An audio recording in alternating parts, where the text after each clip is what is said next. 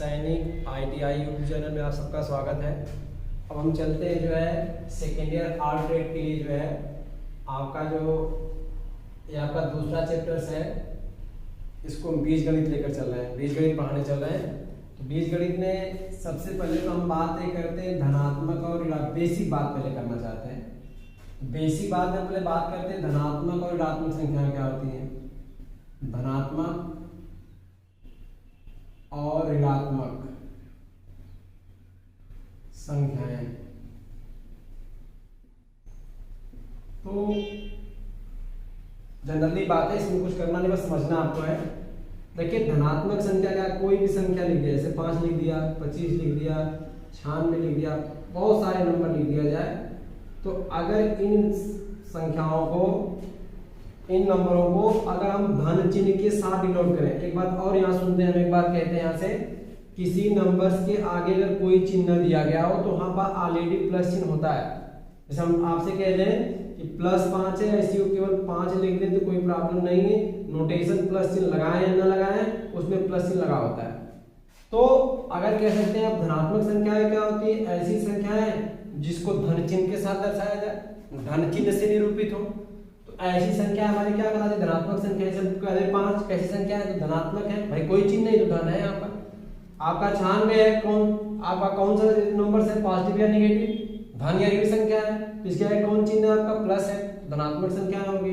मतलब कहने का मतलब क्या है कि यदि दी गई संख्या को या कोई संख्या दिया जाए, अगर उसको निरूपित प्लस चिन्ह के साथ कर दें तो ऐसी सारी संख्याएं धन संख्याएं कहलाती हैं, धनात्मक संख्याएं कही जाती हैं। दूसरी बात आती है ऋण संख्या की बात करते हैं। तो ऋण संख्याएं क्या होती है, यदि दी गई संख्याओं को ऋण चिन्ह के साथ निरूपित किया जाए, जैसे हम कहते हैं 5 है, अगर 5 को अगर हम माइनस चिन्ह के साथ निरूपित कर दें तो हमारा क्या होगा, अब इसको कह देंगे हमारा -5 क्या है, ऋणात्मक संख्या है। तो यदि दी गई संख्याओं के समूह को जो है सामने धन चिन्ह के द्वारा निरूपित किया जाए तो ऐसी संख्याएं धनात्मक संख्याएं कहलाती हैं। यदि उन संख्याओं को ऋण चिन्ह के साथ निरूपित किया गया हो तो ऐसी संख्याएं हमारी क्या कहलाती हैं, ऋण संख्याएं कहलाती हैं। ये हमारी बात हुई धन संख्याओं और ऋण संख्याओं को समझना है, बस इसमें बहुत लिखाने और करने की जरूरत नहीं, अगर आप चाहें तो अपने से लिख सकते हैं, ये आपका है। अब हम थोड़ा सा बात करते हैं जो है धनात्मक संख्याओं को जोड़ने और घटाने के नियम पर बात करते हैं। अगर दो संख्याएं हैं, धनात्मक या ऋणात्मक संख्याएं, तो उनको जोड़ेंगे कैसे, हम घटाएंगे कैसे, थोड़ा सा बात करते हैं। देखिए थोड़ा सा बात ये करें, अगर भाई दो संख्याएं हैं, जैसे हम कहते हैं 5 और 15 ले लें, और हम कहते हैं कि अगर इसको जोड़ने की बात करें तो देखिए धन 5 का मतलब होता है कि आपके पास प्लस में 5 है, कोई नंबर 5 में है और प्लस में उसमें ऐड कर रहे हैं 15 और इसमें और मिला दिया आपने। योग का जोड़ने का मतलब क्या, सम्मिलित करना, उसमें समाहित कर देना, मिला देना।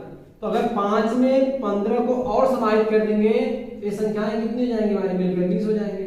अर्थात हम यहाँ से नियम क्या बोल सकते हैं, नियम ये बोल सकते हैं कि अगर दो धन संख्याएं हो तो जुड़ जाएंगे, उनको जोड़ देंगे हम, और जोड़ेंगे और ये संख्याएं जो कि प्लस चिन्ह के साथ होंगी हमारी, तो ये हमारा वन नियम, मतलब दो धन संख्याएं तो उनको जोड़ेंगे और उनसे जो संख्या मिलेगी वो कैसा मिलेगी, मुझे धन संख्या ही मिलेगी।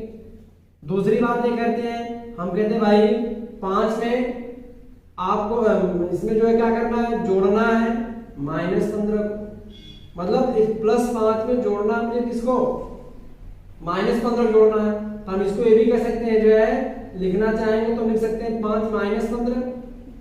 और एक बात और समझिए, आप ये +5 का मतलब आपके पास 5 वस्तुएं शामिल है, कोई भी वस्तु आपके पास, प्लस का मतलब आपके पास है, पर्याप्त वस्तुएं आपके पास रखी गई है। और ये बताओ 5 वस्तुओं में से माइनस का मतलब होता है कम कर देना, तो 5 में से अगर 15 वस्तुएं कम कर देंगे तो होगा तो नहीं आपका। कम करने के लिए कहीं किसी को आपसे उधार लेना पड़ेगा, तब उसको आप 15 दे पाएंगे रिटर्न। तो आप 15, अब कितना उधार लेना पड़ेगा, 5 तो आप अपना रिटर्न कर ही देंगे, प्लस जैसे भाई मान लीजिए 5 में से 15 देने का मतलब 5 आपके पास वस्तु है, देना 15 है वहां पर, तो क्या करेंगे आप 5 तो दे ही देंगे अपना पूरा, अभी 10 और देंगे तो जाकर आप उनको अपनी पूरी या 15 वस्तुएं आपने उनको रिटर्न कर पाएंगे। तो आप 10 और लाने के लिए किसी से आपको उधार लेना पड़ेगा, कैसे मांगना पड़ेगा। तो 5 अपना जो वो था प्लस 10 आप जो किसी से लिया, तो ये आपका मिलाकर रिटर्न करेंगे। तो देखिए आप 10 जो उधार लेंगे तो उसके लिए आप क्या होंगे, ये ऋण संख्या दर्शाएंगे आप, अर्थात कह सकते हैं कि 15 में से अगर 5 को घटाएंगे तो हमारा क्या आएगा, -10 आएगा। अब इस बात को हम गणित के नियम से जोड़ें तो हम ऐसे बोल सकते हैं कि यदि एक संख्या पॉजिटिव हो दूसरी संख्या निगेटिव हो, अगर इनको जोड़ने के लिए कह दिया जाए तो हम बड़ी संख्या में से छोटी संख्या घटाते हैं और इसमें जो बड़ी संख्या होगी उसका चिन्ह लगा देते हैं। जैसे 15 और 5 में बड़ी संख्या कौन है, 15, इसमें 5 को हम घटाएंगे क्योंकि ये माइनस में प्लस में, तो बचा कितना 10, और इस दोनों में से बड़ा कौन है, 15 5 में से बड़ा कौन है, ऋण वाला चिन्ह बड़ा है आपका, इसलिए माइनस चिन्ह लग जाएगा। गणित का नियम कहता है ऐसा, एक गणित के रूल के नियमानुसार ऐसा है। अब एक हमने बात किया दो संख्याओं को जोड़ते कैसे घटाते कैसे हैं। अब हम थोड़ा सा एक चीज इसमें और बात कर लेते हैं कि अगर दो ऋण संख्याओं को जोड़ना हो, जिसे कहते हैं -5 है, इसमें जो जोड़ना है -5 को ही -15 को ही जोड़ना है।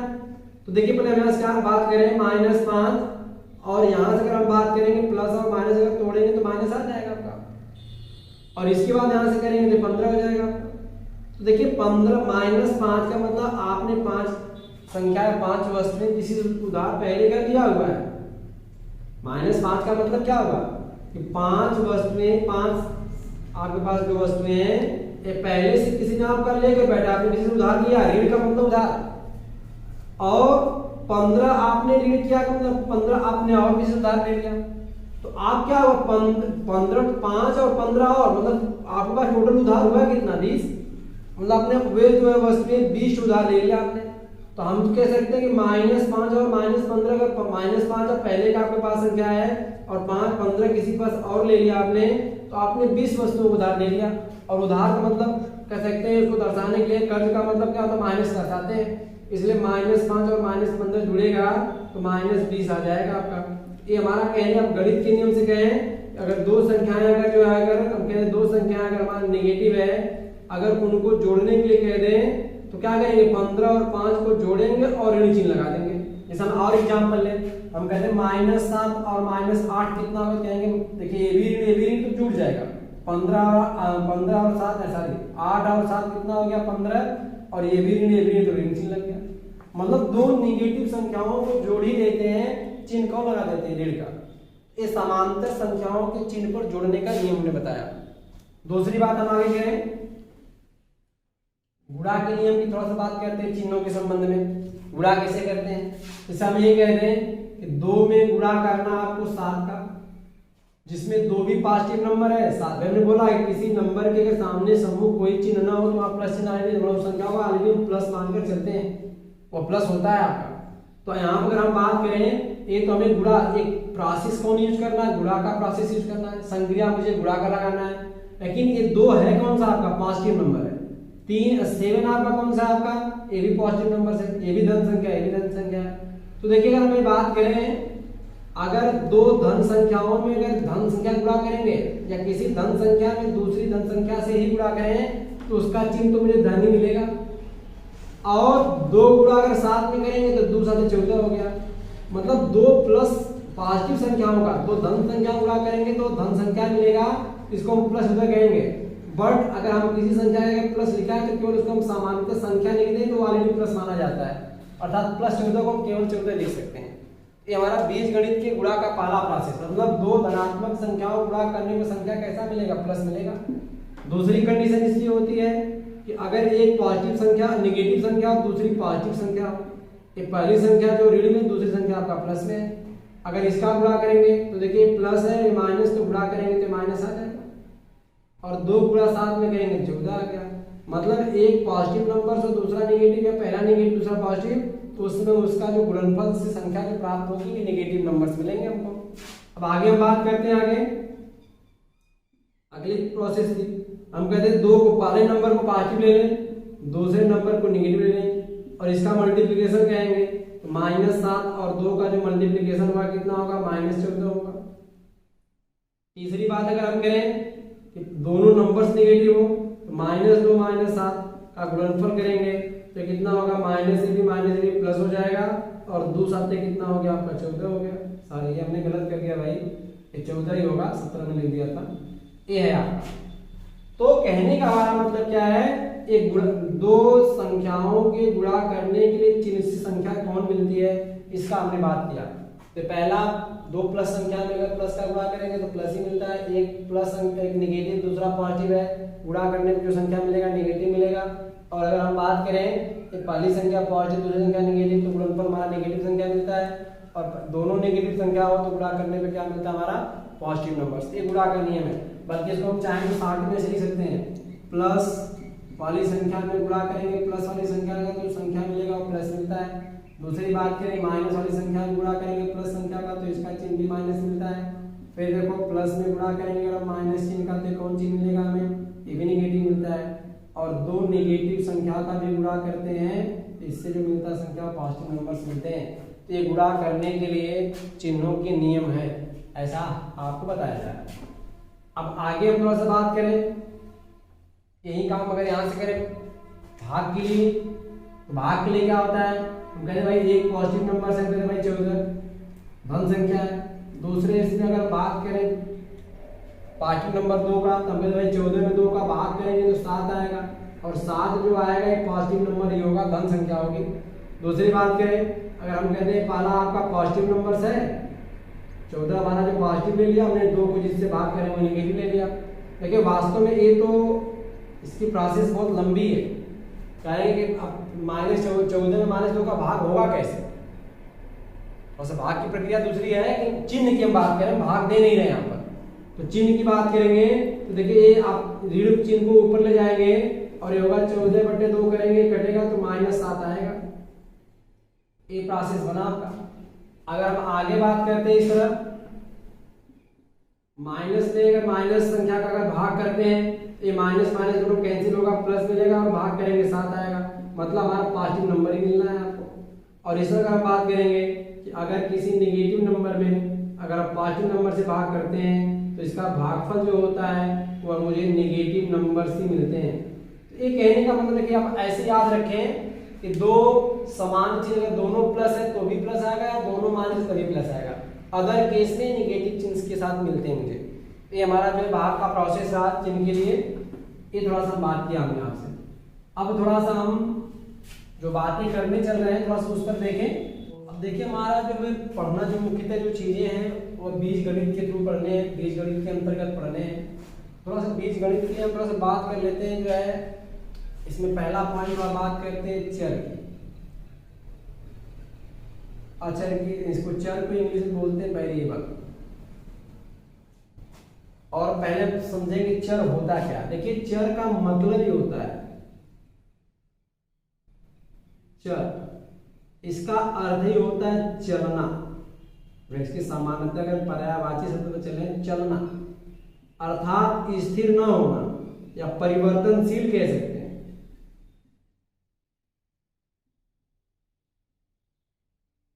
परिवर्तनशील राशि का मतलब ऐसी राशि जो बदल रहा हो, परिवर्तित हो रहा है, स्थिर न रहता हो, उसे हम परिवर्तनशील कहते हैं। जैसे एग्जाम्पल के तौर पर हम कहते हैं भाई आपके पास यक्ष वस्तु कोई नाम दें, या कहते हैं आप मुझे जो यक्ष वस्तु दे दीजिए, कोई किसी भी वस्तु की बात करें, पेन मांग लिया जाए आपसे, कोई भी वस्तु ऐसा कह दिया जाए कि मुझे यक्ष किताबें दे दो, एक्स कलम दे दो, यक्ष का नाम देकर हम कोई वस्तु यहाँ से अगर आपसे मांगा जाए तो आप एक खुद कंफर्म नहीं कर पाएंगे कि हम इसे कितनी वस्तुएं मांगी जा रही हैं। हम आपसे कहते हैं आप 2 भी वस्तुएं दे सकते हैं, आप हमको 5 वस्तुएं दे सकते हैं, हो सकता है 9 भी दें, हो सकता है आप 15 वस्तु दे दें। ऐसे करके जो बहुत सारे आपके दिमाग में इसका मान जाएगा। तो कहने का मतलब हमने तो यक्ष कहकर आपसे मांगा, आपने कभी 2 सोचा, कभी 15 सोचा, कभी 5 सोचा, जो आपके दिमाग में गया। तो यहाँ पर यक्ष की वैल्यू कंफर्म नहीं है कि 2 है कि 5 है कि 15, बहुत सारे मान हो सकते हैं यक्ष का। तो कहने का मतलब क्या है कि ऐसी राशि, ऐसा मान जिसके क्या हो, मान निश्चित न हो, मान फिक्स न हो, एक कांस्टेंट वैल्यू न हो, तो ऐसी वस्तुओं को, ऐसी राशियों को हम क्या कहते हैं, ऐसी राशियां जो होती हमारी चर कहलाती हैं। जैसे एग्जांपल के तौर पर हम यक्ष लिख दें, वाई बोल दें, जेड बोल दें, टी बोल दें, पी बोल दें, किसी अक्षर को आपसे कह दिया जाए तो वास्तव में अक्षर हमारे जो होते हैं वह चर के रूप में ही शामिल होते हैं। बट ये हम नहीं कह सकते, ये कंफर्म नहीं कह सकते कि अक्षर चर ही होते हैं। जैसे भी एग्जांपल के तौर पर बोला कि यक्ष कहेंगे तो आप क्या कहेंगे इसे, आप यक्ष जो कहेंगे तो अब इसको फिक्स मान है नहीं, x का मान कुछ भी हो सकता है, तो हमारा चर का काम करेगा, बहुत सारे मान हो सकते हैं। लेकिन हम तुमसे अगर यही बात कहेंगे, जब हम आप किसी x मांगेंगे तो आप 10 देंगे, ऐसा हमने कह दिया आपसे, पहले ही कंडीशन दे दिया हमने कि जब x कहेंगे तो आप क्या कहेंगे, 10 समझ कर देंगे मुझे वस्तुएं, y वस्तु कह देंगे तो आप मुझे 15 देंगे। तो अगर हम कह दे भाई कि मुझे y कलम दीजिए, या हम कह दें आप x कलम दे दो, कोई ऐसा मान ले, तो अगर हम आपसे अब कहें कि मुझे x कलम दीजिए, तो क्योंकि हमने x का मान पहले ही आपसे कंफर्म कर दिया, x कहेंगे तो 10 मानिए आप, तो इसका क्या मतलब हुआ, अगर हम x आपसे मांगते हैं तो इसका मतलब हुआ कि x का मतलब कितना हुआ, 10 कलम हुआ आपका, 10 पेन हुआ आपका। तो अब यहाँ x का मान फिक्स हो गया, आप 15 नहीं सोच सकते, अब x का मान 12 नहीं सोच सकते, अन्य कोई मान को आप नहीं सोच सकते। इसलिए हम ये बात कह सकते हैं कि x जो है हमेशा क्या है आपका, x चर नहीं है। अगर x की वैल्यू ना कंफर्म हो तो ये वही आपका x चर होगा, y चर होगा, कोई अब किसी भी अक्षर कह लें एक चर होगा। लेकिन अगर इन चरों का, इन अक्षरों का मान अगर हम फिक्स कर दें, एक नियत मान दे दें, तो अब वही अक्षर हमारा अचर हो जाते हैं। फिक्स कर दिया जाए तो वही अक्षर अचर हो जाएंगे। सामान्यतः अचर संख्याएं जो होती हैं वह कोई नंबर्स होगा। हम अगर पूर्णतः अचर की बात करें कि वास्तव में पूर्ण रूप से अचर संख्याएं क्या होती हैं, तो ऐसी संख्याएं जो वास्तव में अचर हो, जैसे हम कहते हैं मुझे 100 रुपये दीजिए, तो 100 रुपये देंगे तो आप ऐसा नहीं मुझे 101 रुपये दे देंगे, आप नहीं, आप 99 रुपये देंगे। तो इसका मतलब यह है कि आप मुझे 100 कह दिए तो कंफर्म है कि 100 ही देंगे, आप जैसे भी देंगे आप 100 से कम देने का प्रयास करेंगे अधिक, तो ये फिक्स हो गया, ये हमारा आप अचर हो गया। लेकिन आप कहते हैं मुझे x रुपये दीजिए, तो अब यहाँ कंफर्म नहीं है, x का मतलब कै रुपये देंगे मुझे, यहाँ x हमारा आपका चर हो गया, 100 हमारा अचर कह रहा है। तो कहने का मतलब क्या है, ऐसी राशि जिसका मान सदैव स्थिर हो, फिक्स हो, तो उसे हम अचर कह देंगे। ऐसी राशि जिसका मान सदैव स्थिर न हो उसे हम क्या कह देंगे, चर। तो वास्तव में चर जो चर के रूप में शामिल होते हैं, तो चर को हम किसी अक्षर के रूप में निरूपित करते हैं, x y z t p कोई नंबर कोई अक्षर हो सकते हैं। और कांस्टेंट को दर्शाने के लिए, निरूपित करने के लिए, या पूर्णतः जो अचर राशियां होती हैं वह कोई नंबर्स होते हैं, कोई संख्या होते हैं। तो हमने आपको चर अचर का कंसेप्ट बता दिया, चर क्या होते हैं, अचर क्या होते हैं। अब हम दूसरी बात करने चलते हैं व्यंजक पर। जनरली करके आपको मैं थोड़ा सा समझाया जा रहा है, इस बात को कैचिंग करेंगे, समझेंगे, तभी आगे बात समझ पाएंगे आप। ये हम थोड़ा सा बात करते हैं व्यंजक, इसको इंग्लिश में कहते हैं एक्सप्रेशन, एक्सप्रेशन कहते हैं। अब देखिए व्यंजक की बात करें, व्यंजक क्या होता है।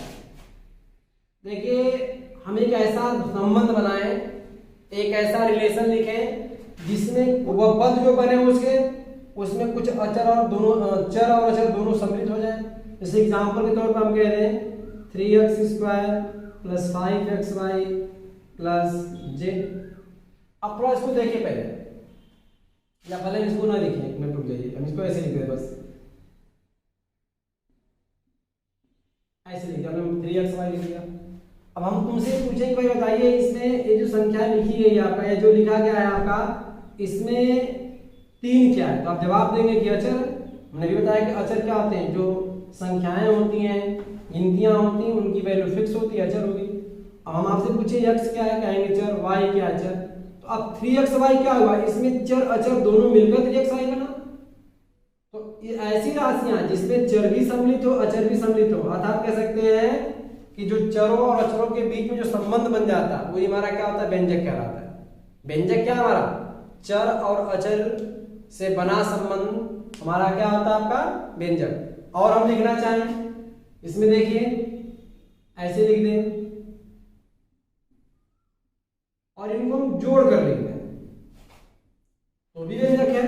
ये भी आपका 3 अचर है, x चर, 5 अचर है, x चर है, y चर है, इनको हमने सम्मिलित कर दिया, मिला दिया, ये भी हमारा क्या मिल गया, व्यंजक मिल गया।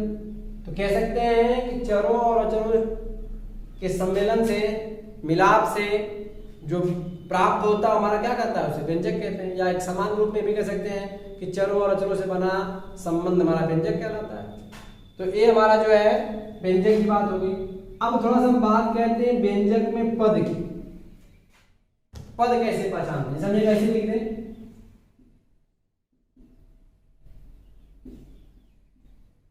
अब हम पूछे भाई ये व्यंजक है, जवाब दे देंगे हाँ, क्यों, क्योंकि इसमें अचर चर दोनों मिलाकर सम्मिलित करके लिखा गया आपका। व्यंजक तो है, अगर हम हमें पूछे कि इस व्यंजक में कितने पद है, हम एक नया शब्द दे दिया, आपको पद की बात कर रहे हैं, कितने पद। तो देखिए किसी व्यंजक में पद की पहचान हम ऐसे करते हैं, उसमें धन या ऋण चिन्ह को देखते हैं।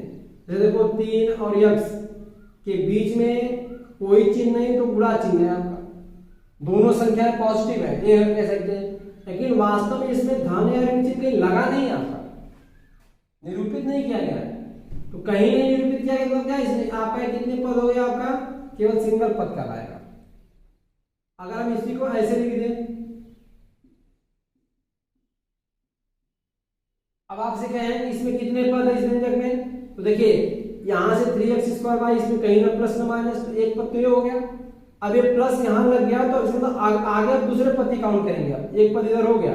अब दूसरा पद देखो z और t के बीच में कोई चिन्ह नहीं है, ना प्लस ना माइनस, एक पद ये हो गया। एक पद ये हुआ, एक पद ये हुआ, कुल कितना मिलाकर, कुल मिलाकर कितने पद व्यंजक में है, बराबर 2 पद हो गए। इस व्यंजक में 2 पद हुआ। ऐसे हम बात करें 3x², इसके बीच में हम कोई चिन्ह लगा दें, प्लस या माइनस लिखते हैं पदों की काउंट करने के लिए कितने पद है, एक बात मुझे बताने के लिए हम प्लस चिन्ह या माइनस चिन्ह को देखें।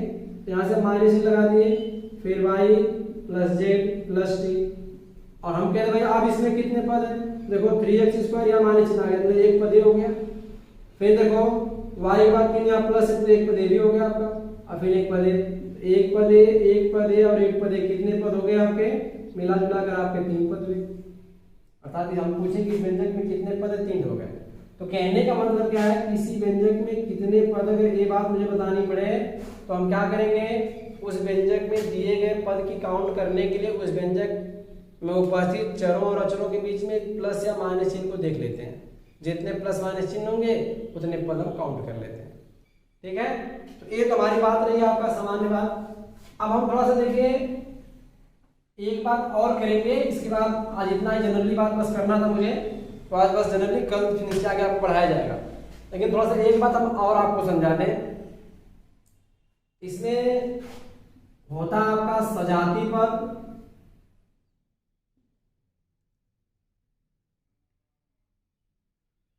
और दूसरा होता है विजातीय पद।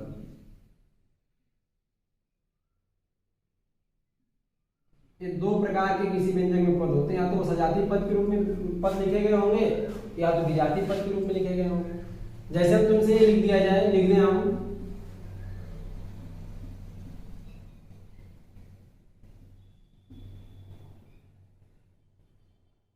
अब देख रहे व्यंजक तो है, इसमें पद कितने हैं, 5 और x के बीच में प्लस ना माइनस एक पद है, फिर यहाँ प्लस आ गया, 7 और y के बीच में कोई चिन्ह नहीं, एक पद ये भी हो गया, फिर माइनस आ गया, फिर देखो इसके बीच में कोई चिन्ह नहीं, मतलब इसमें कितने पद हुए, 3 पद हुए, 3 पद है यहाँ पे। अब हम इसमें पूछे कि 3 पदों में पदों की थोड़ा सा सजाती और विजाती की बात है, इसमें कोई पद सजाती विजाती के संबंध कौन से रखते हैं। तो देखो 5x, यहाँ 5 7 y है, तो यहाँ देखिए यक्स चर, यहाँ एक चर आपका क्या y है, दोनों अलग अलग चर हो गए, तो इसे हम क्या कह देंगे, तुम्हारा अलग अलग हो गए तो मतलब क्या विजातीय हो गए। लेकिन अगर हम इसको और इसको देखें, इसमें चर यक्स है, इसमें भी चर यक्स है, अर्थात 5x और 7 माइनस 2y हमारा क्या है, सजातीय पद है।